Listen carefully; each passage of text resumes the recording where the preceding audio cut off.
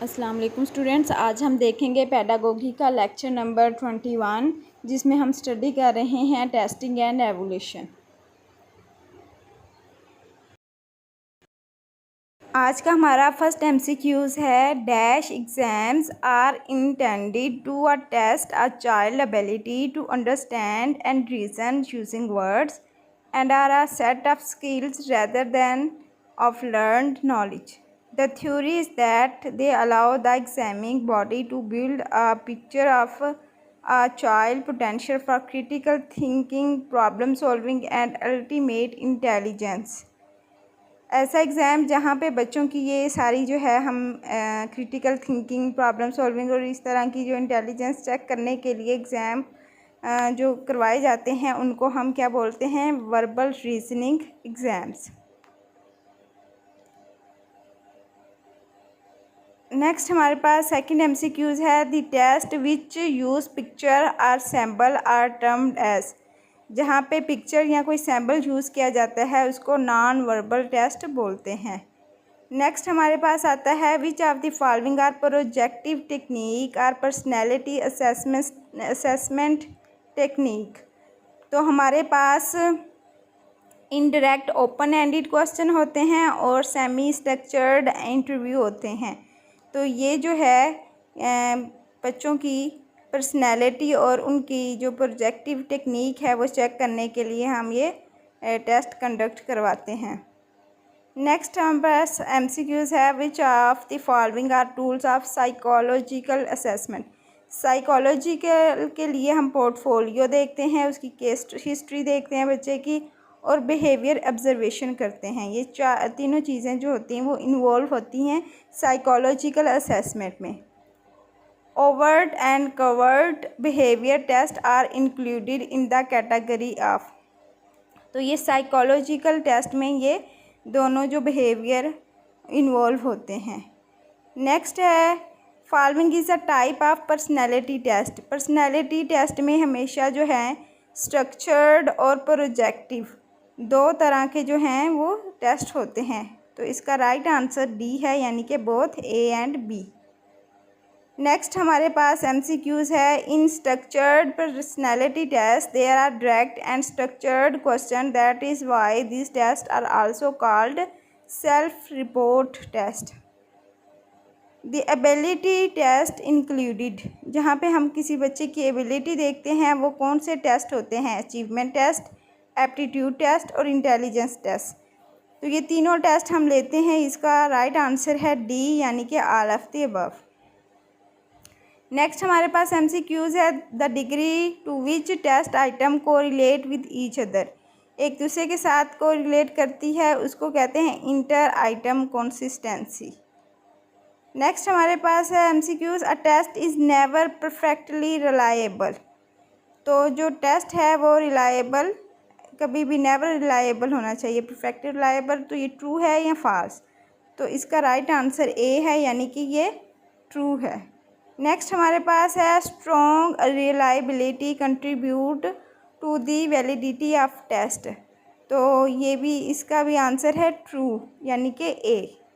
Next हमारे पास the greater the number of reliable test item the higher the reliability will B.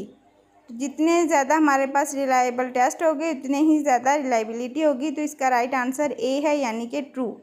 जो factor effect करते हैं reliability पे वो है हमारे पास टेस्ट लेंथ, टेस्ट सिचुएशन और आइटम डिफ़िकल्टी। ये तीनों जो फैक्टर्स हैं ये इफ़ेक्ट कर रहे होते हैं रिलायबिलिटी पे।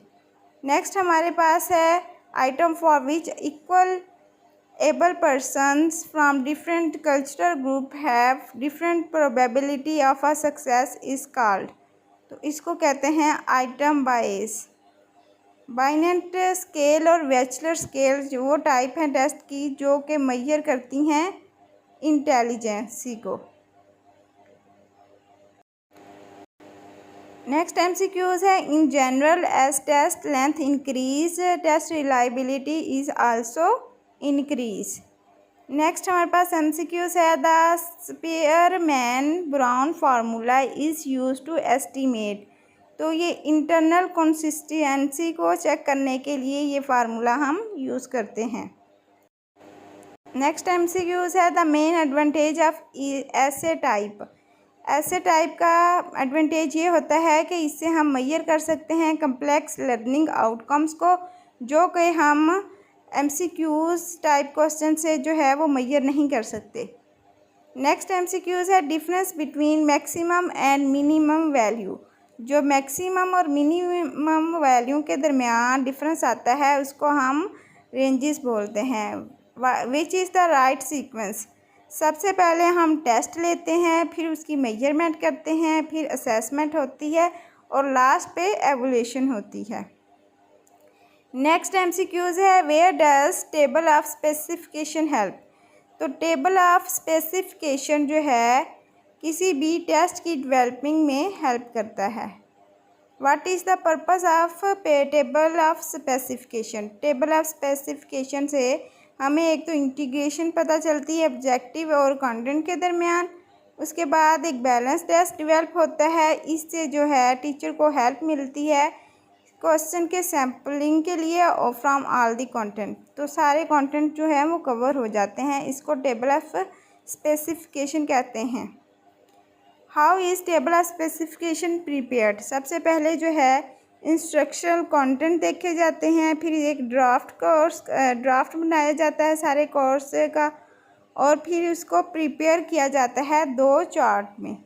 तो इसको हम टेबल ऑफ स्पेसिफिकेशन बोलते हैं। नेक्स्ट MCQs है हमारे पास good distractor is that which. Good distractor वो होता है जो लो अचीवर और हाई अचीवर के को अट्रैक्ट कर रहा होता है, तो इसको कहते हैं गुड डिस्ट्रैक्टर। बैड डिस्ट्रैक्टर वो होता है जो अट्रैक्ट करता है हाई अचीवर को मोर देन लो अचीवर। ठीक है, ज़्यादातर इसको हाई अचीवर जो है वो अट्रैक्ट कर रहे होते हैं। Does not attract any student. Her student को ये अट्रैक्ट नहीं करता। Attract high achiever and low achiever quality. ये इससे बैड डिस्ट्रैक्टर से ये पता चल जाता है कि किस बच्चे में कितनी क्वालिटी है। नेक्स्ट MCQs है norms reference test are design to rank people. तो इससे बच्चों की अचीवमेंट के बारे में पता चलता है। नेक्स्ट MCQs है हमारे पास the final product of measurement. Final product of measurement इसको बोलते हैं स्कोर। नेक्स्ट MCQs है a selected response question required the student to recognise the correct answer. वो क्या करते हैं, सिलेक्टेड रिस्पॉन्स जो है वो स्टूडेंट्स का रिकॉग्नाइज करते हैं करेक्ट आंसर को। नेक्स्ट MCQs है which of the following is advantage of ऐसे टेस्ट आइटम। इसका फ़ायदा ये होता है कि वो टॉप हायर लेवल की थिंकिंग रखने वाले स्टूडेंट्स को जो है वो ग्रैब कर लेते हैं, यानी कि उनको एनालिसिस कर लेते हैं।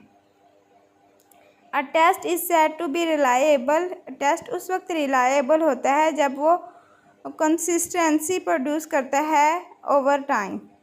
रिज़ल्ट के अंदर कंसिस्टेंसी देखते हैं। A test is said to be valid. Test को वैलिड तब कहते हैं जब measure when what it claim to measure. Next MCQs है if we say the child has IQ of 100 what does its mean.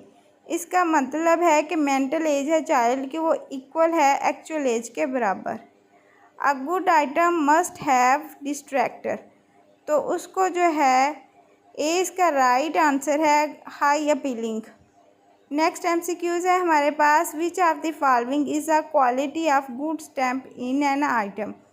तो good stamp की quality होती है कि stamp should only pose one problem.